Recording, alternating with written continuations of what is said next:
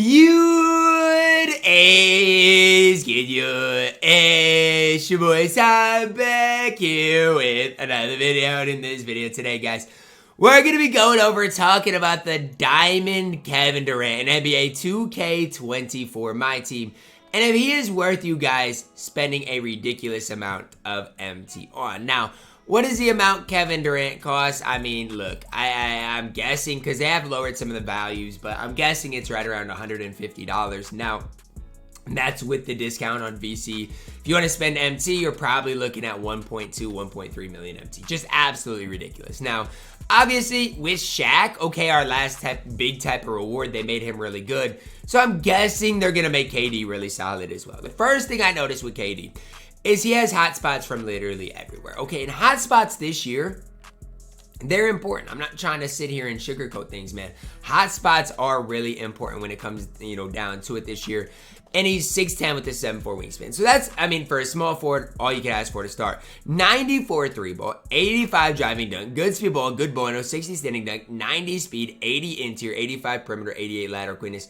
Shooting badge is great. Hall of Fame hyperdrive, Hall of Fame posterizer, and defensively, he's okay. With these stats, with these badges, is KD the best small forward in the game? I think so. Now, with that being said, is it by that much? No. Because if we even compare him to Kawhi, the other, card that came out today, is Kawhi on the same level as KD? I'm going to say yes. Because why? I don't feel like, and this is just me, I don't feel like you're going to make that many plays with KD anyways. And in my opinion, KD's release, it's better this year than last year, but it still is not my favorite release in the game. He's got a 63 strength as well. Defensively, he's very mediocre. His rebounding's decent. I think KD's best position might be the power forward position, to be honest with you. But then even if you compare KD to, I'm just going to throw out some names, Chris Bosh, I'd take Chris Bosh at the power forward position every day of the week over KD. I will. He's taller, lengthier, has every badge in the game, going to compete better defensively. And even if you want to compare him to Anthony Davis, we can. AD's player model is way better, and AD is going to get you way more stops.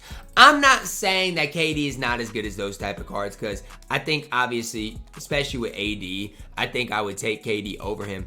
I'm just saying, when we're talking the amount that KD is, you guys need to kind of be aware of what he brings to the table. And at the end of this video, I'm going to go into shoot around with KD, dribble with KD, so you guys can know exactly what to expect out of the card.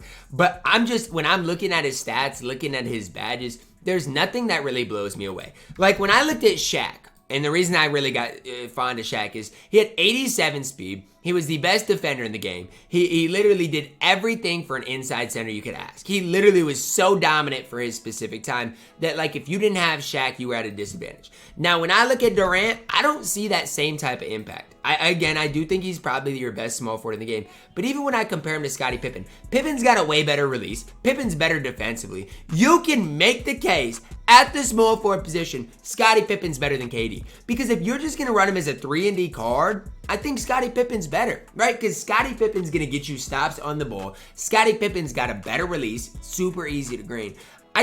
To me, I don't see it with KD. And that just might be a me thing. But I've used KD, right? Because when Play Now first came out, or when the tournament came out, the Suns were really good when they had Ayton.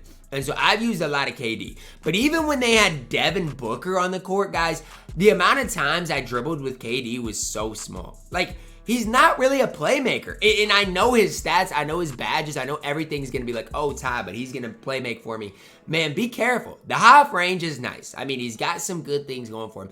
I'm just telling you guys, be careful when it comes down to using KD like he's Zeus, like he's something else. Because when it comes down to it, guys, he's $150.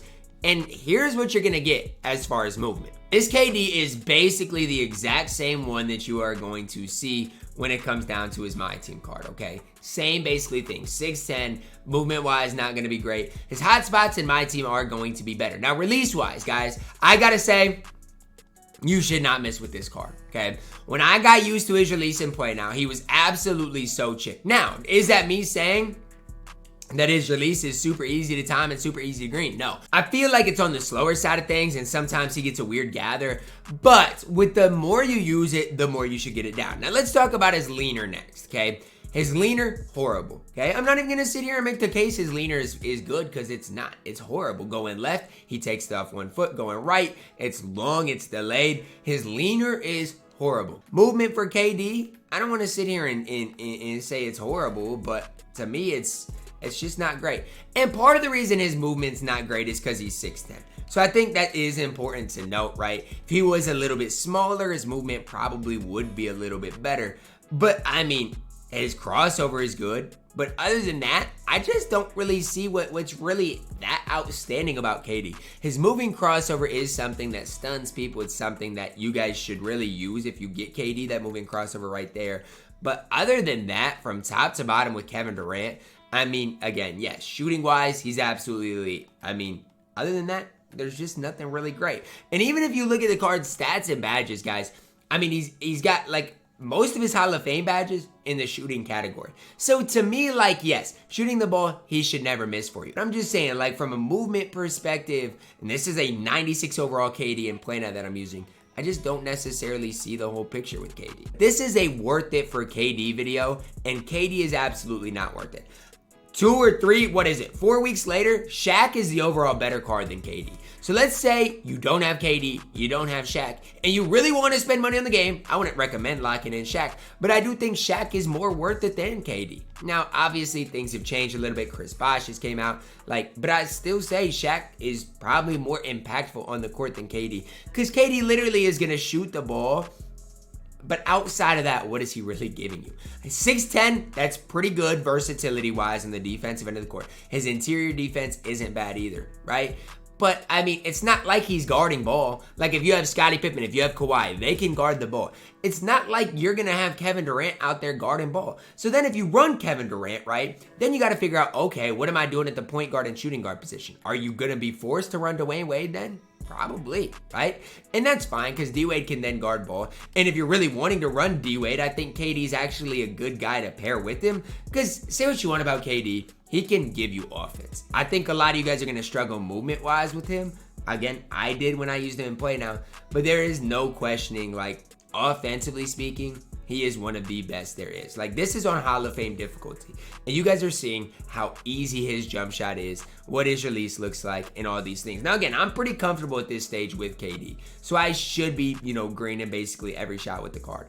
Just know, release kind of takes a while to develop. His leaner's not great. His dribble sigs aren't great. I know he's 6'10", but it's not all fine and dandy with KD. Card is far from perfect in my team.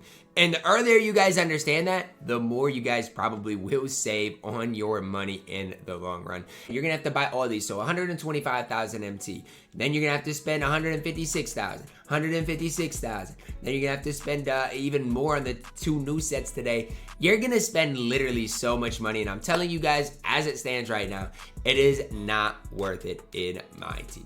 That's going to wrap it up for my video today, guys. Hopefully each and every you guys did enjoy it. Drop a like on the video, subscribe if you're new, and as always, man, I love you guys. Have a blessed day.